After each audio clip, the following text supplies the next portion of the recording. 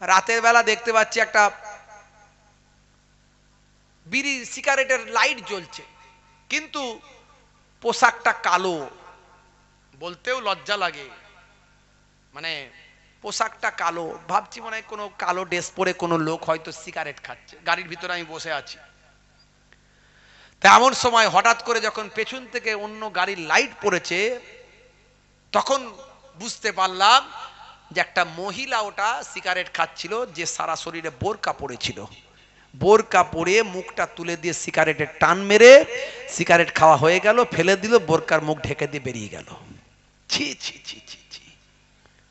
যদি খেতেই হয় বোরকা পরে খাবি কেন? বোরকা খুলে খা। যদি মদ যদি খাবি তো দাড়িটা রেখে কেন খাবি? দাড়িটা কেটে খা।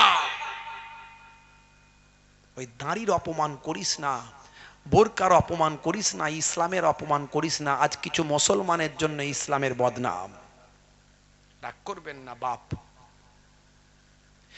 হে তরুণ যুবকেরা, হে আমার বন্ধুরা, হে আমার মুরব্বিয়ানেরা, শুনে রেখে দেন। আল্লাহ বললেন বান্দারে, হে দুনিয়ার মানুষ শুনে রেখে দাও, জেনে রেখে দাও, তোমাদেরকে আমি আল্লাহ তোমাদের জন্য রাতকে পোশাক বানিয়েছি। আর আল্লাহর নবী সোনার জবানে বললেন, যখন তুমি ঘুমাতে যাবে লাইটটা আলোটা বন্ধ করে দেবে।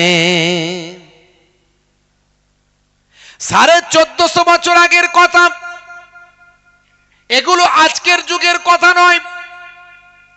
1450 বছর আগে কোনো প্যাথোলজি ছিল না, কোন রকম ল্যাবরেটরি ছিল না, কোন বিজ্ঞানের গবেষণা কেন্দ্র তখন ছিল না, নাসা ইসরো ছিল না। স্টেথিস্কোপ, ব্যারোমিটার, থার্মোমিটার, মাইক্রোস্কোপ, কোন রকম যন্ত্রপাতি, আল্ট্রাসাউন্ড বা আমার ইসিজি মেশিন, কোন রকম ইকোকার্ডিওগ্রাফি মেশিন, হে তরুণ যুবকের এক্সরে মেশিন ছিল না। 1450 বছর আগে আল্লাহর নবী বললেন লাইটটা বন্ধ করে ঘুমাবে। আল্লাহর কোরআন বললাম তোমাদের জন্য রাতকে পোশাক বানিয়ে দিয়েছি, অর্থাৎ অন্ধকারের ভিতরে ঘুমাবে। 1450 বছর কেটে গেল, আজকের বিজ্ঞানের ডেভেলপমেন্টে ধরা পড়ল মাথা থেকে 5 ধরনের হরমোন নিঃসৃত হয়। কম বেশি 5 ধরনের হরমোন মাথা থেকে নিঃসৃত হয়।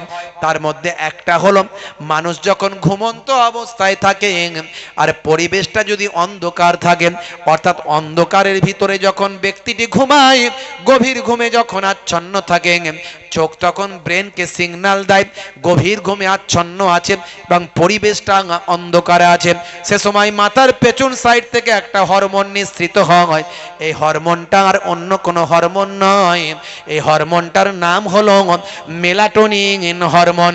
এই মেলাটোনিন হরমোনটা মাথার পেছন সাইড থেকে বের হয়ে ব্লাডের সঙ্গে, রক্তের সঙ্গে মিশে গিয়ে আমার আপনার শরীরকে ক্যান্সারের জীবাণু থেকে রক্ষা করে।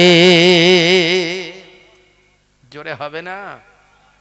ক্যান্সারের মতো ভয়ঙ্কর জীবাণু থেকে শরীরকে প্রোটেক্ট করে মেলাটোনিন হরমোন। আমি বলছি না, ইন্টারনেট সার্চ করুন, পাবেন। ডাক্তারদের জিজ্ঞাসা করবেন। এই যে ঘুম আপনার আমার জন্য দরকার, আল্লাহ বলছেন ঘুমকে তোমাদের জন্য বিশ্রামের বানিয়েছি, রাতকে তোমাদের জন্য পোশাক করে দিয়েছি। হে তরুণ যুবকেরা, আমি বোঝানোর চেষ্টা করছি 1450 বছর আগে আল্লাহর কোরআনে যা লিপিবদ্ধ হয়েছে, আজকের যুগে বিজ্ঞান আর বাস্তবতায় প্রমাণিত হয়েছে। হে তরুণ যুবকেরা, হে আমার মুরব্বিয়ানেরা, শুনে রেখে দিন বাবা, জেনে রেখে দেন।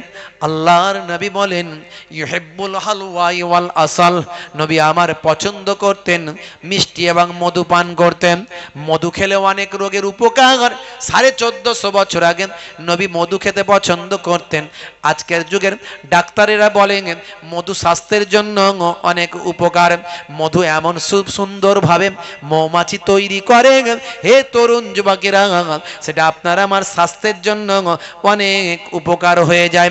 শুধু তাই নয়, স্বাস্থ্য বিশেষজ্ঞরা বলছেন খাওয়া দাওয়ার পরে যদি আপনি একটু মিষ্টি খান, এক পাত যদি একটু মিষ্টি পান করেন, মিষ্টি খান, শুধু তাই নয়, শুনে রেখে দেন, আপনারা আমার শরীরে কার্ডিওভাস্কুলারের মতো ভয়ঙ্কর রোগ থেকে শরীর বাঁচে। শুধু তাই নয়, হে তরুণ যুবকেরা, আপনারা আমার শরীরের খাবারের হজমের ক্ষেত্রেও সেটা উপকার হয়। 1450 বছর আগে আল্লাহর নবী যা বললেন, আজকে বিজ্ঞানের বৈজ্ঞানিক চিন্তা ভাবনায় বাস্তবতার সঙ্গে সামঞ্জস্য বিধান হয়ে যায়। আজকের স্বাস্থ্য বিশেষজ্ঞরা আমার দয়ার নবীর কথাকে স্বীকৃতি দেয়। আমি এরকম অনেক উদাহরণ দিতে পারি। এগুলো বলে আসলে আমি কি বোঝাতে চাইছি, কি বলতে চাইছি? বলতে চাইছি এটাই যে কোরআন সত্য, দয়ার নবীর হাদিস সত্য। 1450 বছর আগে কোরআন মাজিদ পৃথিবীর জমিনে এসেছে।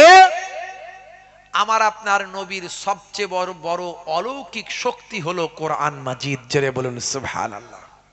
পৃথিবীতে একটা বই দেখান তো যে বইটা কোটি কোটি মানুষ মুখস্থ করে, আছে আপনার জানা? আপনাদের জানা আছে এরকম কোন বই যে বইটা কোটি কোটি মানুষ মুখস্থ করে? আছে জানা? একটু হ্যাঁ হু দেন। জানা আছে? নাই। only one book, except only one book, সেটা কি? আল কোরআন। জেরে বলুন সুবহানাল্লাহ। যদি আগুন লাগে ধ্বংস হয়ে যায়, ধ্বংস হয়ে যায় পৃথিবীর সব বইয়ের দোকান, তবু বিশ্ব থেকে হারাবে না পবিত্র কোরআন। জোরে হবে না? জোরে হবে না? করবে কেমন করে কোরআন ধ্বংস? আগুনের তেজ। করবে কেমন করে কোরআন ধ্বংস? আগুনের তেজ। আছে বিশ্বে ভরা অগণিত কোরআনে হাফেজ, তারা ছাপি আসমানি গ্রন্থ, তারা ছাপি আসমানি গ্রন্থ, বাঁচাবে ইসলামের সম্মান, তবু বিশ্ব থেকে হারাবে না পবিত্র কোরআন। আল্লাহ নিজে বলেছেন, অনেকে কোরআন মাজিদকে মিটিয়ে দিতে চায়, ধ্বংস করে দিতে চায়, কিন্তু কায়ামত পর্যন্ত পারবে না। 1450 বছর ধরে পারেনি, আর কায়ামত পর্যন্ত পারবে না। আল্লাহ নিজে বলছেন, নাহানু নাযালনা যিকরা ওয়া ইন্না লাহু লাহাফিজুন। এই কোরআন মাজিদ, নাহানু নাযালনা যিকরা ওয়া ইন্না লাহু লাহাফিজুন, এই কোরআন মাজিদ আমি আল্লাহ নাজিল করেছি, আর এই কোরআন মাজিদের হেফাজতের দায়িত্ব আমি আল্লাহ নিজে গ্রহণ করেছি। কোরআন মাজিদ হলো সবচেয়ে বড় অলৌকিক মুজিজা, আল্লাহর নবীর মুজিজা সবচেয়ে বড়। কিন্তু দুর্ভাগ্য, কোরআন মাজিদ আমাদের বাড়িতে আছে, আমরা পড়ি না, পড়ার সময় পাই না। খুব কম মানুষ আছেন প্রতিদিন একটু কোরআন মাজিদ পড়েন। একবার কোরআন মাজিদের আল্লাহ এত দরজা দিয়েছে, একটা অক্ষর পড়বেন, আলিফ লাম মিম, এই তিনটে অক্ষর পড়লে আল্লাহর নবীর হাদিস, সহিহ হাদিস থেকে প্রমাণ, আল্লাহর নবী বলেন তিনটে অক্ষর পড়লে 30টা নেকি আল্লাহ নামাজ আমলে দান করে দেবেন। আল্লাহ চাইলে আরো বেশি হবে, আলিফটা শুধু বললে 30টা হবে। আলিফ লাম ফে আলিফ, আলিফ লাম ফে আলিফ, যেহেতু আলিফকে আবার ভেঙে লিখলে আলিফ লাম ফে আলিফ তিনটে হচ্ছে, তাহলে আলিফকে যদি ভেঙে লেখা হয় তিনটে, লাম আলিফ মিম লাম, মিম আলিফ মিম মিম, এই 3 ত্রিকে 9টা। আল্লাহর নবী বলেন 9 10 90টা নেকি আল্লাহ দেবেন, 30টা নয় 90টা দেবেন। তাহলে সেই কোরআন মাজিদের কি দরজা আল্লাহ দিয়েছেন। হে তরুণ যুবকেরা, হে আমার বন্ধুরা, বেশি উদাহরণ দিতে যাব না, আমি এই কথার দ্বারাই বোঝাতে চাইলাম আল্লাহ সত্য, কোরআন সত্য মানে আল্লাহ সত্য, কোরআন সত্য মানে দয়ার নবী সত্য। তাহলে যে সত্য বলে যদি বিশ্বাস করেন হে যুবক, আর কতদিন আল্লাহর নির্দেশকে অমান্য করবে, কতদিন আল্লাহর পথ থেকে সরে থাকবে। হে যুবক, যদি তুমি সত্য বলে মানো, আমার আল্লাহ কোরআন মাজিদের ভিতরে বললেন, বাল তুসিরুনাল হায়াতাদ দুনিয়া ওয়াল আখিরাতু খায়রুম ওয়া আবকা। এ দুনিয়া হলো তোমাদের জন্য ক্ষণস্থায়ী, পরকালটা হলো তোমাদের জন্য চিরস্থায়ী। অল্প দিনের জিন্দেগিতে আর কতদিন আল্লাহ ভুলে থাকবি রে যুবক? হে যুবক, আর কতদিন আল্লাহ ভুলে থাকবি? কতদিন নামাজ ছেড়ে থাকবি রে যুবক? কতদিন রাসূলের সুন্নত ছেড়ে থাকবি রে যুবক? গোর গোর সওয়াল, গোর গোর জবাব। আজ মরে গেলে কাল দুদিন হবে রে যুবক। কত মানুষকে তুমি দেখেছো তোমার চোখের সামনে মারা যেতে, এখনো কি তুমি ভাবলে না, চিন্তা করলে না আজ বেঁচে আছো কালকে থাকবে কিনা গ্যারান্টি নেই? কত মানুষকে তুমি দেখেছো তোমার চোখের সামনে দাফন দিতে, কত মানুষকে তুমি মাটি দিয়েছো, দাফন দিয়েছো, কত মানুষ মারা গেছে তোমার চোখের সামনে। হে যুবক, এখনো সময় আছে। আল্লাহকে যদি বিশ্বাস করো, কোরআন যদি সত্য বলে মানো, দয়ার নবীর হাদিস যদি সত্য বলে মানো রে যুবক, আজ থেকে প্রতিজ্ঞা করো, এর থেকে ভালো জায়গা আর পাবে না রে যুবক, এর থেকে ভালো মাহফিল আর পাবে না রে যুবক। আজ থেকে প্রতিজ্ঞা করে নাও, কাল থেকে আমি নামাজ শুরু করব, রাসূলের সুন্নতের পথে চলব, শাহরুখ খানের ভক্তের খাতা থেকে নামটা কেটে দেব, পৃথিবীর শ্রেষ্ঠ মহামানব দয়ার নবীর ভক্তের খাতায় নামটা আমার লিখিয়ে দেব। জোরে হবে না? মুসলিম তুমি নামে হলে আজ কামে হলে না ভাই। মুসলিম দেখো অপরাধে লিপ্ত কেন হয়? মুসলিম তুমি কোরআন হাদিস পড়তে জানো না, মুসলিম তুমি মসজিদেতে নামাজে এলে না, মুসলিম তুমি নামে হলে আজ মুসলিম তুমি নামে, মুসলিম এলে ন্যায়ের পথে সমাজ বদলাবে রে, সমাজ বদলাবে। মুসলিম তুমি নামে হলে আজ কামে হলে না ভাই। মুসলিম দেখো অপরাধে লিপ্ত কেন হয়? বোমে বারুদে নেশার থালাই হবে না কারো সাথী, সালাউদ্দিন আর তাগুলের তুমি যে উত্তরসূরি। ব্যঙ্গ কার্টুনে ব্যঙ্গ সিনেমায় নবী সম্মান কমে না, ব্যঙ্গ কার্টুনে ব্যঙ্গ সিনেমায় নবী সম্মান কমে না। গুগল সার্চে সেরা মনীষী খুঁজে দেখো না। জোরে হবে না? জোরে হবে না? হে তরুণ যুবকেরা, হে আমার বন্ধুরা, শুনে রেখে দিন বাবা, জেনে রেখে দেন হে মুসলমান। হযরত নবী দাউদ আলাইহিস সালাম এক সময় তার ভক্তদের বললেন, বাবারাম শুনে রেখে দাও, তোমাদেরকে আমি ঈদের দিনে কায়ামতের একটা নিদর্শন দেখাবো, ঈদের দিনে কায়ামতের একটা নমুনা দেখাবো। কায়ামতের দিন যেটা ঘটবে সেটা আমি ঈদের দিনে একটা দেখাবো নমুনা। হে তরুণ যুবকেরা, হযরত নবী দাউদ আলাইহিস সালাম একজন পয়গম্বর ছিলেন, একজন নবী ছিলেন, এবং হযরত দাউদ আলাইহিস সালাম একজন বাদশা ছিলেন। হযরত দাউদ আলাইহিস সালামের উপর আমার আল্লাহ একটা কিতাব দিয়েছিলেন, সে কিতাবটার নাম হলো জাব্বুর। সেই জামানার মানুষদের জন্য সেখানে আদেশ নির্দেশগুলো সব জাব্বুর কিতাবের ভিতর দেওয়া ছিল।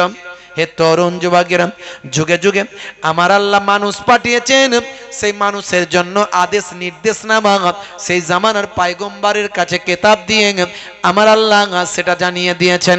আমার আপনার নবীর কাছে কোরআন মাজিদ দিয়ে কিয়ামত পর্যন্ত যত মানুষ আসবেন সেই মানুষের আদেশ আর নিষেধ যা কিছু চলবে চলবে না, নির্দেশনামা আদেশনামা কোরআন মাজিদের ভিতরে মানুষের জন্য লিপিবদ্ধ আছে। কাল কিয়ামত পর্যন্ত সেই কোরআন মাজিদের নির্দেশনামা আমাদের মেনে চলতে হবে। হযরত দাউদ আলাইহিস সালামের উপর আমার আল্লাহ জাব্বুর শরীফ নাজিল করেছিলেন। হে তরুণ যুবকেরা, হে আমার মুরব্বিয়ানেরা, দাউদ নবীর জামানায় একটা ঘটনা ঘটেছিল। হে যুবকেরা শুনে রেখে দেন, একজন ধনী ব্যক্তি ছিল, তার একটা গরু ছিল, গরু গাভী। ওই ধনী ব্যক্তিটার একটা গাভী ছিল, ওই গাভীটাকে সে ভীষণ ভালোবাসতো। অনেক স্বর্ণ অলংকার, অনেক সোনা স্বর্ণ দিয়ে গাভীটাকে সাজিয়ে রাখত। গাভীটাকে বড্ড সে প্যার মহাব্বত করত। হে তরুণ যুবকেরা, হে আমার বন্ধুরা, শুনে রেখে দিন বাবা, জেনে রেখে দেন। হে মুসলমান, একটুখানি লক্ষ্য করুন বাবা, সেই জামানায় একজন বৃদ্ধা মহিলা ছিল এবং তার একটা যুবক ছিল। যে বৃদ্ধার যুবক ভাই আমার থাকতো জঙ্গলের গভীর ভিতরে, জঙ্গলের ভিতরে একটা হুজরা বানিয়েছিল। সেই জায়গাতে ওই বৃদ্ধা মহিলা আল্লাহর উপর ভরসা করে সেখানে থাকতে শুরু করে দিল। ওই যুবক ছিলেন ওই বৃদ্ধার সঙ্গে সহযোগিতা করত। ওই বৃদ্ধার সন্তান হলো ওই যুবক, সেই সন্তানও মায়ের সঙ্গে থেকে ওই জায়গায় ইবাদত করে দিন কাটাতে লাগলো। হে তরুণ যুবকেরা, হে আমার বন্ধুরা, হে আমার মুরব্বিয়ানেরা, ভাই আমার দোস্ত আমার, ওই বৃদ্ধার যুবক আল্লাহর ইবাদতে তারা মশগুল ছিল। জঙ্গলের ভিতরে আল্লাহর ইবাদত করার কারণে আমার আল্লাহ তাদের উপর রাজি হয়েছিলেন। ওই বৃদ্ধার হুজরার বাইরে আমার আল্লাহ একটা কুদরতি নাহার চালিয়ে দিয়েছিলেন। ঠান্ডা পানি, মৃদু শীতল ঠান্ডা পরিষ্কার ফিল্টার পানির একটা নাহার বয়ে চলে গিয়েছিল। প্রয়োজনে সেই পানি তারা ভক্ষণ করত, পানি থেকে পিপাসা নিবারণ করত। হে তরুণ যুবকেরা, হে আমার মুরব্বিয়ানেরা, ওই ভাই আমার দোস্ত আমার, ওই পানির পাশেতেই আমার আল্লাহ কুদরতি একটা আনার গাছ দান করেছিলেন। ওই আনার গাছ থেকে সকাল হলেই কয়েকটি আনার আমার আল্লাহর কুদরতি ক্ষমতায় দিতেন। ওই বৃদ্ধার সন্তান আনার গাছ থেকে আনারটা তুলে নিয়ে সে তারা ভক্ষণ করে দিনটা নির্বাপন করত, দিনটা তারা নির্বাপিত করত, দিন তারা অতিবাহিত করত। হে যুবকেরা, হে আমার বন্ধুরা, এইভাবে বছরের পর বছর চলতে লাগলো।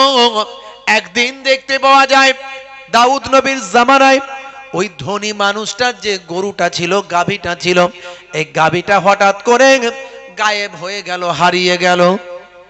গাভীটা হারিয়ে গেল, গাভীটা নাই, হারিয়ে গেছে। ধনী মানুষটা পেরেশান হয়ে গেল, গাভীটাকে খুব ভালোবাসতো। তো গাভীটাকে খোঁজার জন্য অনেক চেষ্টা করলো, খোঁজ খবর নেওয়া শুরু করলো, খুঁজে আর কোথাও পেল না, এমন সময় একজন জাসুসি করা একজন মহিলাকে কাজে লাগালো। প্রত্যেকের ঘরে ঘরে ইনকোয়ারি করো, কেউ কি আমার গাভীটাকে জাবা করে খেয়ে ফেলেছে? যদি তুমি ইনকোয়ারি করে তথ্য আনতে পারো, গাভী ফেরত পাই বা না পাই, তোমাকে মোটা পুরস্কার দেব।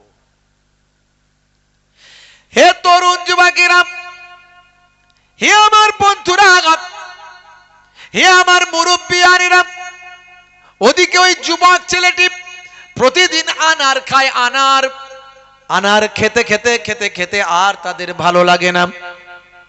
হে যুবকেরা, মাকে বলে, মা মা ও মা, আর প্রতিদিন আনার খেতে ভালো লাগে না, মা তুমি যদি অনুমতি দাও, এই আনারগুলো এখান থেকে তুলে নিয়ে বাজারে বিক্রি করে সেই পয়সা দিয়ে কিছু ভালো খাবার নিয়ে এসে আমরা ভক্ষণ করি। এমন সময় মা বলল, না, এমন কাজ করো না বেটা, কারণ আনার আমাদেরকে আমার আল্লাহ কুদরতি ভাবে আমাদের খাওয়া। প্রত্যেক দিন কয়েকটা আনার আমাদের জন্য আল্লাহ স্পেশাল ভাবে দেন। মা তুমি আমার বলো না গো একবার, এই আনার আমার খাবো না তো আমি আর। যদি মা তুমি আমায় বলে দাও একবার, যাব আমি মার্কেটে, দেব সেখানে তার, বিক্রি করে দেব মামি, আনার ছেড়ে খাবো খাবার আমি। মা বলে, না না, এটা ছেলে করো না। মা বলে, না না, এটা তুমি করো না। হে তরুণ যুবকেরা, হে আমার বন্ধুরা, এমন সময় দেখতে পাওয়া যায় মায়ের কথার অবাধ্য হয়ে গেল। মা নারাজ হলো, কিন্তু সন্তান শুনলো না। আনার কয়েকটা তুলে নিয়ে গিয়ে বাজারে বিক্রি করে দিল। বাজারে বিক্রি করে কিছু অর্থ নিয়ে ভালো কিছু খাবার নিয়ে এলো। ভাই আমার হুজরার ভিতরে চলে এলো, মাকে বলল, মা আজকে কিছু খাবার নিয়ে এসেছি মা, এই নাও মা, তুমি খাও আমিও খাই। মা বলে, আল্লাহর কুদরতি খাবার বিক্রি করেছো, আমার আল্লাহ নারাজ হবেন? না না, আমি খাবো না, খাবো না। এমন সময় ওই ছেলে বলল, মা গো মা, তুমি যদি না খাও আমিও তো খাবো না। তুমি যদি না খাও মা, আমিও খাবো না। মায়ের মন, আহারে, মা সন্তানকে কত ভালোবাসে। মায়ের মন, মা সন্তানকে কত ভালোবাসে। মা নিরুপায় হয়ে সন্তানের কথা শুনে আনার খাওয়া শুরু করলেন, এই অন্যান্য খাবারগুলো খাওয়া শুরু করলেন। হে তরুণ যুবকেরা, প্রত্যেক দিন সকালবেলা আনার গাছে আনার দেন আল্লাহ। পরের দিন যখন আবার ক্ষুধা লাগলো, যুবক ছেলেটি আবার নাহারের পাশে গেল, আবার আনার তোলার জন্য। ভাই আমার গাছের কাছে গিয়ে দেখে, হাই রে হাই, আল্লাহর কুদরতি ক্ষমতা, বছরের পর বছর আমার আল্লাহ আনার দিয়েছেন, আজকে তো আর আনার দিলেন না। আনার গাছে ফাঁকা, একটাও আনার নাই, আনার একটাও পেলাম না। আনার মানে হলো বেদানা, আমরা বলি বেদানা, সেই বেদানা একটাও আর পাওয়া গেল না। মাকে বলে, মা গো মা, একটাও বেদানা আল্লাহ আমাদের জন্য আজকে দেন না। মা অসন্তুষ্ট হয়ে বললেন, বাবা ছেলে, তোমাকে বলেছিলাম আল্লাহর দেওয়া কুদরতি খাবার বাজারে বিক্রি করো না, কিন্তু তুমি তো শুনলে না। আল্লাহর দেওয়া কুদরতি খাবার বাজারে বিক্রি করে ফেললে বাবা। যাকে আল্লাহ যে নিয়ামত দিয়েছেন, যাকে আল্লাহ যে নিয়ামত আল্লাহ দিয়েছেন, সেই নিয়ামতের নাশুকরি করতে নাই। আল্লাহ আপনাকে ধন দৌলতের মালিক করেছেন, ঠিকভাবে ব্যবহার করুন, আল্লাহ বরকত দেবেন। আর ব্যবহারে যদি গন্ডগোল হয়, আল্লাহ কত ধনীকে ফকির বানিয়েছেন, মাথায় রাখবেন। আল্লাহ আপনাকে শরীর দিয়েছে, শরীরটাকে ঠিক জায়গায় ঠিকভাবে ব্যবহার করেন, হালাল পথে ব্যবহার করেন। আল্লাহ কত শরীরওয়ালা হিম্মতওয়ালাকে ভাই আমার প্যারালাইসিস বানিয়ে বিছানায় ফেলে রেখেছেন। আল্লাহ যাকে যা নিয়ামত দেন, নিয়ামতটা ঠিকভাবে আল্লাহ ব্যবহার করার জন্য দেন। আর যদি ব্যবহার না করতে পারে, তাহলে বিপদ আছে। আল্লাহ ছোট হুজুরের নাতি বানিয়েছেন, পিন্নাগড়ি হুজুরের পোতা বানিয়েছেন, আহলে বায়াত খানদানের ঘরের সন্তান বানিয়েছেন, কোরাইশ খানদানের সন্তান বানিয়েছেন। আমি মোহেবুল্লাহ হুসাইনি যদি ঠিকভাবে না চলি, আল্লাহ কিন্তু নারাজ হবেন, হবেই হবেন। তাহলে প্রত্যেককে আল্লাহ যে নিয়ামত দিয়েছেন, সে নিয়ামত আল্লাহ বলেছেন ঠিকভাবে ব্যবহার করো। হে তরুণ যুবকেরা, হে আমার বন্ধুরা, শুনে রেখে দিন বাবা, জেনে রেখে দেন হে মুসলমান, এমন সময় দেখতে পাওয়া যায় মা নারাজ হলেন। মা বললেন, বাবা ছেলে, তুমি এটা বড় অন্যায় করলে বাবা, আমার আল্লাহ নারাজ হয়েছেন, আমার আল্লাহর আনার ফল দেন না, কয়েকদিন ক্ষুধার্ত অবস্থায় থাকো। দেখো আল্লাহ আমাদের জন্য কি ব্যবস্থা করেন। কয়েকদিন ক্ষুধার্ত অবস্থায় থাকলেন, শুধু ইবাদত করে কাটালেন। জঙ্গলের ভিতরে, গভীর জঙ্গলেতে আল্লাহর ইবাদতে মাশগুল থাকলেন। আমার আল্লাহর কুদরতি ক্ষমতা ওই ধনী ব্যক্তিটার কাছ থেকে যে গাভীটা হারিয়ে গিয়েছিল, সেই গাভীটা গভীর জঙ্গলে হুজরার সামনে এসে ওই বৃদ্ধা মহিলার সামনে নিজের জাবানটা খুলে দিল। জাবান দিয়ে আওয়াজ আসলো, ও মা, মাগো মা, আমি আপনাদের জন্য হালাল, আমাকে আপনারা জাবা করে খাওয়া দাওয়া করো। জোরে হবে না? জাবানটা আল্লাহ ওই গাভীর আল্লাহ খুলে দিলেন। তখন মা বললেন ছেলেকে, বাবা জাবানটা খুলে গেছে, গাভীর ঠিক আছে, কিন্তু কোথা থেকে এলো, কার গাভী, এভাবে তো আমি খেতে পারি না। ছেলে তখন বলল, মাগো অনেক ক্ষুধার্ত অবস্থায় আছি মা, গাভীর জাবান যখন খুলে গেছে, আল্লাহ যখন তার জাবান দিয়ে বলছেন, নিশ্চয় আমাদের জন্যই আল্লাহ পাঠিয়েছেন। মা কোনো চিন্তা করো না, আমি এখনই সব ব্যবস্থা করছি। যুবক ছেলেটি জাবা করার জন্য রেডি হলো, ওই গাভীটা অটোমেটিক শুয়ে পড়লো এবং তাকে জাবা করতে সহযোগিতা করলো। জাবাহের কাজ কমপ্লিট করে বায়ামা রান্না বাড়া করে তারা খেতে লাগলো। কয়েকদিন ধরে খাবার তারা খেতে লাগলো, চলতে লাগলো। হে তরুণ যুবকেরা, হে আমার বন্ধুরা, হে আমার মুরব্বিয়ানেরা, ওই জাসুসি করা মহিলা, গোয়েন্দা মহিলা সব জায়গায় সকলের বাড়ি বাড়ি ঘুরতে লাগলো, কিন্তু গাভীর তল্লাশি করতে পারলো না। কোথায় গাভী গেছে জানতে পারলো না। এদিকে ঘুরতে ঘুরতে ঘুরতে ঘুরতে হে তরুণ যুবকেরা, ওই জাসুসি করা গোয়েন্দা মহিলা ঘুরতে ঘুরতে ওই জঙ্গলের ভিতরে ওই বুড়ি মার হুজরার সামনে এসে হাজির হলো। হুজরার সামনে এসে দেখে একটা গাভীর ছাল পড়ে আছে, কিছু হাড় হাড্ডি পড়ে আছে। অবশ্যই বুঝতে পারলো ওই গাভীকে এই মহিলা আর তার যুবক ছেলে দুজনে জাবা করে খেয়েছে। মহিলা সামনে যখন গেল, মহিলা তখন নামাজে ছিল, আল্লাহর ইবাদতে মশগুল ছিল। হে যুবকেরা শুনে রেখে দেন, ওই জাসুসি করা মহিলা অপেক্ষা করল, আল্লাহর নেক বান্দি আল্লাহর ইবাদতে মশগুল ছিল। সবচেয়ে বড় ইবাদত হলো নামাজ। সেই নামাজের মধ্যে দিয়ে সবকিছু পাওয়া যায়। মুয়াজ্জিনকে তাই আল্লাহ বলছেন, মুয়াজ্জিন বলো নামাজের দিকে ডাকো। মুয়াজ্জিন তাই দিনে 5 বার করে ডাকে, 5 দুগুণে 10 বার বলে হাইয়া আলা সালাম, এসো নামাজের দিকে এসো। হাইয়া আলা সালাম বলে কি বলে না? এসো নামাজের দিকে এসো। এলে কি হবে? মুয়াজ্জিনকে আবার আল্লাহ বলে দেন, বলে দাও মুয়াজ্জিন নামাজে এলে কি লাভ হবে। মুয়াজ্জিন আবার বলে হাইয়া আলাল ফালাহ,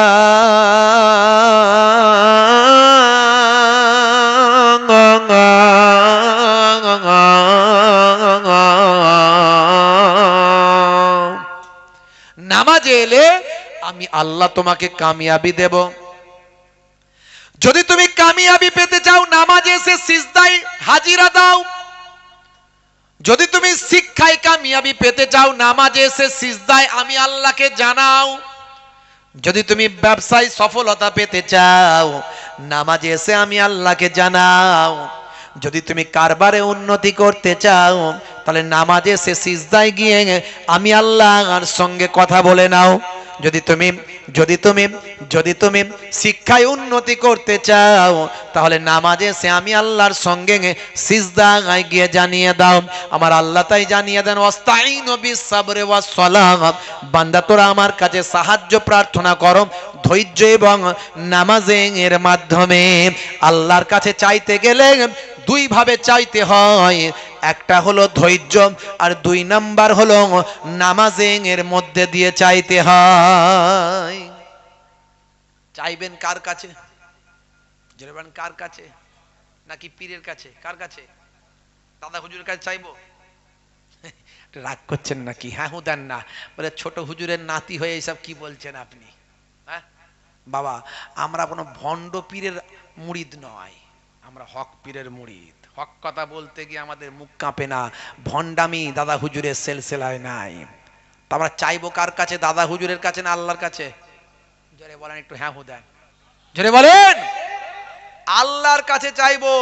আমরা দাদা হুজুরের দরবারে গেলে দাদা হুজুরের ওসিলা দিয়ে চাইবো। আমরা ওসিলা মানি, এক শ্রেণীর মৌলবী আবার ওসিলা মানে না। বুঝতে পারছেন? ওসিলা ছাড়া কিছু হবে? মাইক ছাড়া, মাইকের ওসিলা ছাড়া আমার আওয়াজ দূরে পৌঁছাতো? যেটা বলেন কি গো, ডাক্তারের ওসিলা ছাড়া আপনি ওষুধ পাবেন? হ্যাঁ, আপনি কোরআন ছাড়া আল্লাহ চিনতে পারবেন? নবী ছাড়া আল্লাহ পেতেন?